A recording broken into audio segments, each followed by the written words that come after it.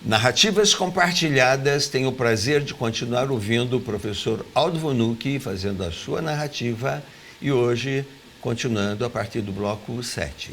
Então, com vocês, professor Aldo Vanucchi, que hoje vai começar a falar um pouco a respeito do momento em que ele entra na Faculdade de Filosofia, Ciências e Letras em 1980. Professor Aldo, um prazer. Bom dia.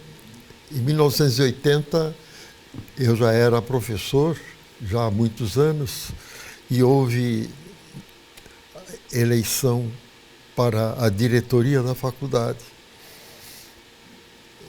Fui eleito, nomeado, e comecei a trabalhar, então, lembrando que eu já tinha sido diretor tempos atrás. Sim. Então não era novidade para mim, embora a faculdade tivesse crescido e bastante, graças à administração anterior de Lauro Sanches e Edson Segamar. Sim. O meu trabalho teve inicialmente um problema estrutural. O prédio, aquela parte baixa, a mais antiga do Campus Trujillo, tinha vários setores deteriorados. Havia um banheiro feminino semi-fechado, havia uma sala com o assoalho mais ou menos afundado. Em resumo, precisava entrar pedreiro, carpinteiro, para renovar o prédio. O prédio que é uma joia, né? As salas em si, todas ao redor daquele pátio, daquele jardim, sempre muito interessante. Autorizado pelo bispo Dom Lamberti, foi feita a empreitada, foi feito o trabalho. Eu até hoje fico pensando, não sei com que dinheiro. Mas a obra aconteceu e realmente tudo que estava mais ou menos proibido no seu acesso voltou a ser plenamente usado. O outro aspecto interessante era o maior contato meu com o corpo docente. E esse contato foi progressivo, evidentemente. Havia professores que eu já conhecia, professores de larga experiência, pessoas renomadas, alguns que vinham de São Paulo ainda, e outros recém-contratados. E, por sua vez, outros eu fui contratando pouco a pouco. Hoje eu relembro, por exemplo, uma contratação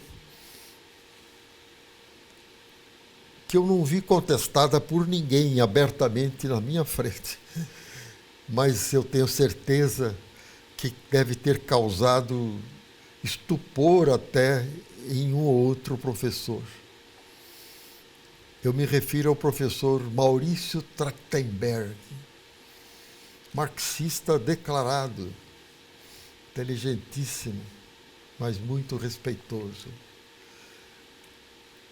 E ele trabalhou, não foi por muito tempo, acho que 2 anos, mas excelente professor. Em qual curso? E trabalhou. Em qual curso ele trabalhou? Ele trabalhava no curso de Filosofia e História. Certo. Outro grande professor, sempre memorável, contratado por mim também, apesar de ele não poder apresentar nenhuma documentação pertinente, porque ele era um refugiado praticamente no Brasil, o professor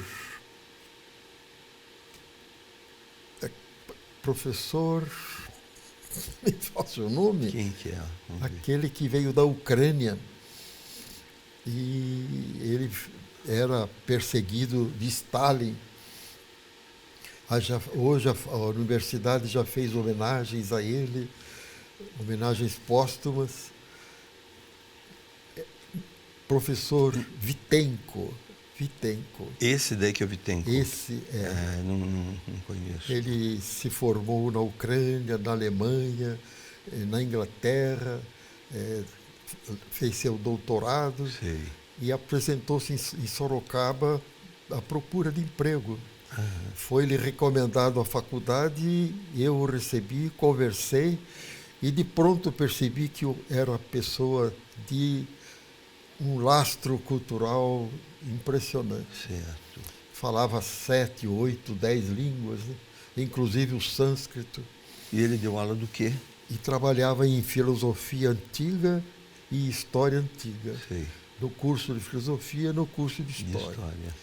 Também ficou apenas 2 anos, mas foram anos marcantes, porque ele, ao mesmo tempo, tinha um trabalho particular, fora da faculdade, que era de prática da meditação.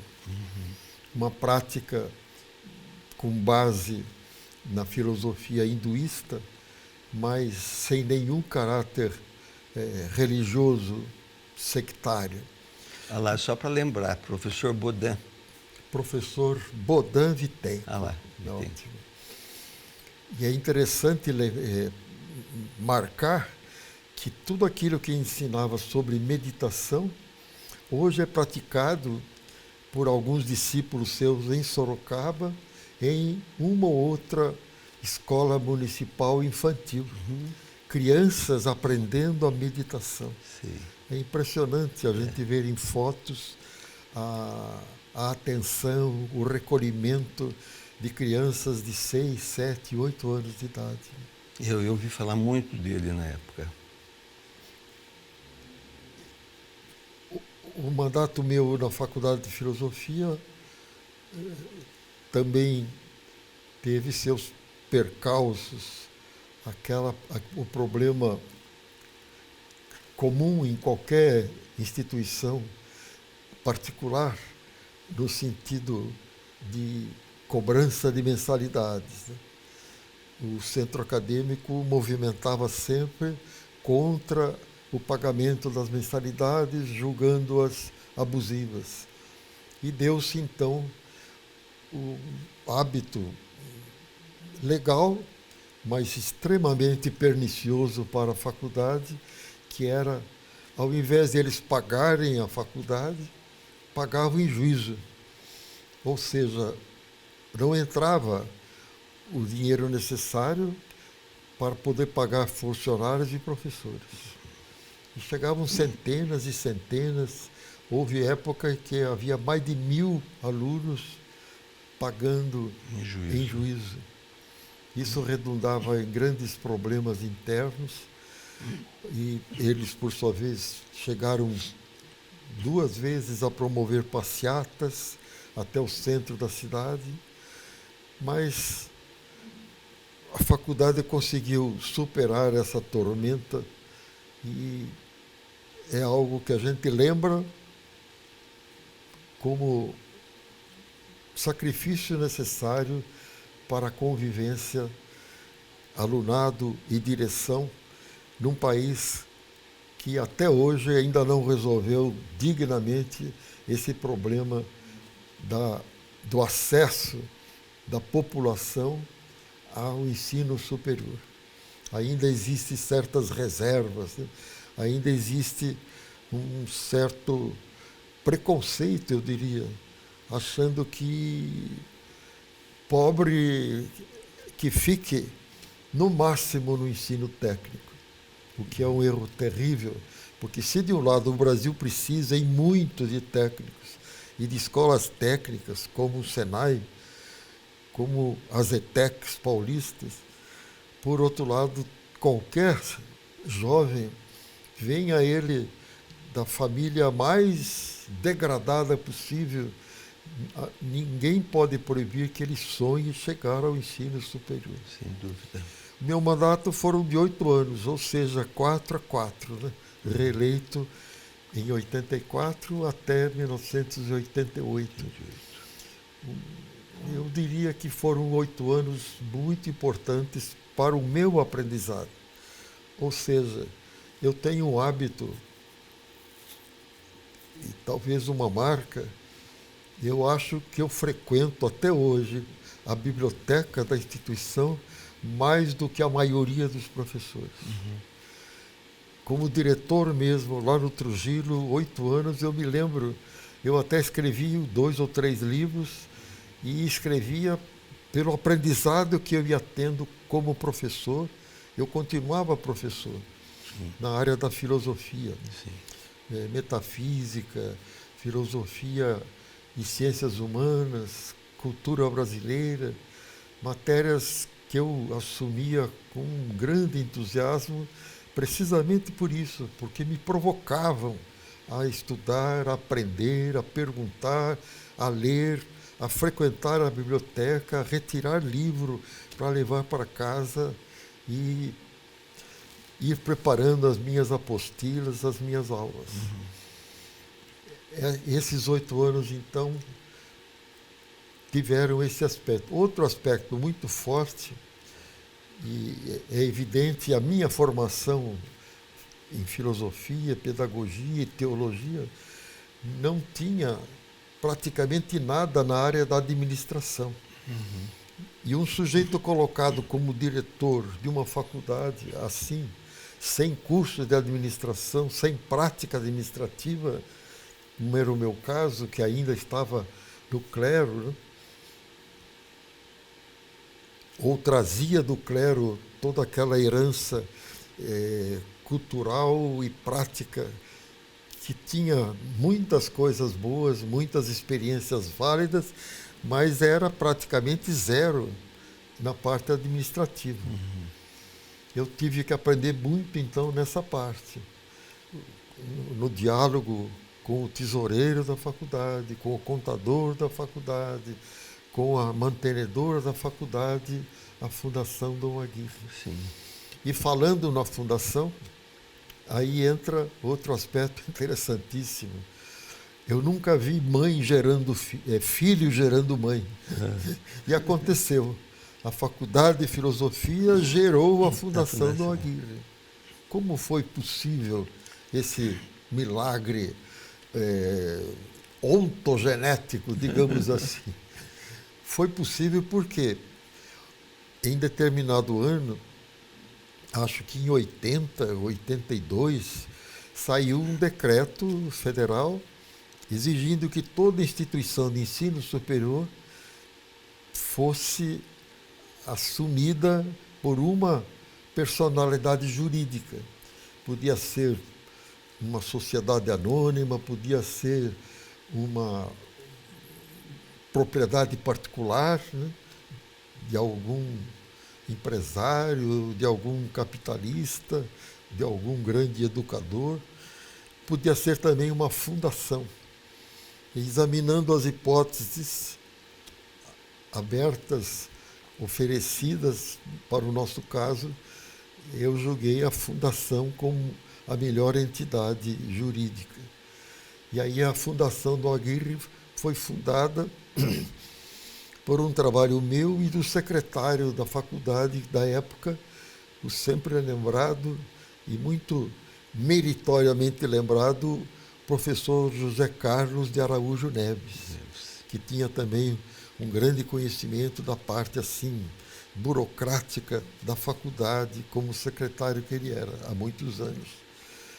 Então preparamos a documentação exigida e apresentamos a proposta ou a necessidade da medida a Dom Lamberti e foi feita a criação dessa fundação.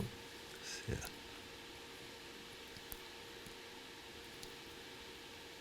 Essa fundação teve o nome de Dom Aguirre, né, como homenagem a ele. Sim. Primeiro bispo e alguém que está na origem da própria faculdade. Acho que essa criação da fundação foi importantíssima para a nossa história. Sem dúvida. A partir daí, a própria direção da faculdade naquele tempo e até hoje, a direção da reitoria tem sempre esse amparo jurídico e sempre essa possibilidade de dar passos juridicamente certos, responsáveis e imunes de qualquer contestação. E a fundação surgiu porque estava também numa condição de que corria o risco de fechar a faculdade, né? Porque não tinha condição financeira praticamente. Esse momento que estava ligado à prefeitura ou não? Não, a prefeitura há muito tempo que Já não abriu mão, né? Desde Entendi. que D. Aguirre aceitou o encargo de administrá-la, administrar a faculdade, a prefeitura se Se distanciou, ficando apenas o prefeito como membro nato da fundação, junto com o presidente da Câmara também. Certo. Então, o Conselho Superior da Fundação do Aguirre ficou assim, bispo, por razão histórica, não por razão religiosa, e prefeito, presidente da Câmara e outras personalidades eleitas para o caso. Certo. Isso cria uma ideia bem clara, bem concreta de que nós não somos uma faculdade e hoje uma universidade particular. Nem pública, mas com o caráter de respeito a todas as formalidades e exigências públicas, né? E até a gente usa hoje o termo de pública não oficial, que vem a ser o caráter comunitário. Comunitário. Pública não oficial. Certo. Muito bem. Então, eu acho que dá tempo ainda de nós conversar mais um pouquinho, né, desse momento seguinte. Logo depois da constituição da fundação, né? Nesses 8 anos, então, eu acho que eu já fiz um relato, alguns pontos, né? Há muita coisa para se relembrar, né? Mas eu acredito que aquele duplo mandato, além de ter me favorecido muito como aprendizado administrativo e como aprendizado também na própria existência pessoal, né? Porque um diretor de faculdade, e hoje mais ainda um reitor, são pessoas que têm uma responsabilidade enorme em todos os aspectos e, por outro lado, são pessoas ligadas, têm sua esposa, seu marido, têm seus filhos, têm sua casa, têm toda a questão familiar junto, e isso não pode ser separado da vida dentro da instituição. Certo. Por outro lado, eu sempre dizia, e repetiria sempre, né? Ninguém se casa com a fundação, ninguém se casa com a faculdade, ninguém se casa com a universidade. A gente procura dar tudo de si para a instituição onde a gente trabalha, mas a ligação íntima, familiar, marital, paterna, materna, filial, tudo isso é uma exigência intransponível, né? Inescapável, necessária, e é preciso então que a pessoa que esteja num cargo, como professor da faculdade, como coordenador, como diretor, tenha sempre essa capacidade, né, de se orientar de uma forma séria, de doação integral, mas sempre lembrando dos seus compromissos. A gente é pessoa, e a pessoa humana, ela não é aleatoriamente constituída, corpo, espírito, inteligência, sexualidade, aspecto físico, aspecto moral. Não existe essa mistura solta. Existe a pessoa, que é única, irrepetível, singular, e que precisa saber dançar no meio, digamos assim, de um baile, uma hora tranquilo, outra hora frenético, e sem perder a própria personalidade. Isso que eu acho maravilhoso, eu sempre insistia muito nisso, nas conversas, nas práticas, até com os alunos. Uma coisa é pessoa, isso basta você nascer, você já é um projeto de pessoa. 18 anos, você já é uma pessoa responsável. Agora, outra coisa é personalidade. Personalidade é pessoa realmente, não só madura fisicamente, intelectualmente, mas uma pessoa que é capaz de manter essa unidade interior. Né? Com certeza. Isso é maravilhoso. Maravilhoso, Isso com é um certeza. ideal que eu procuro viver pessoalmente sempre, né?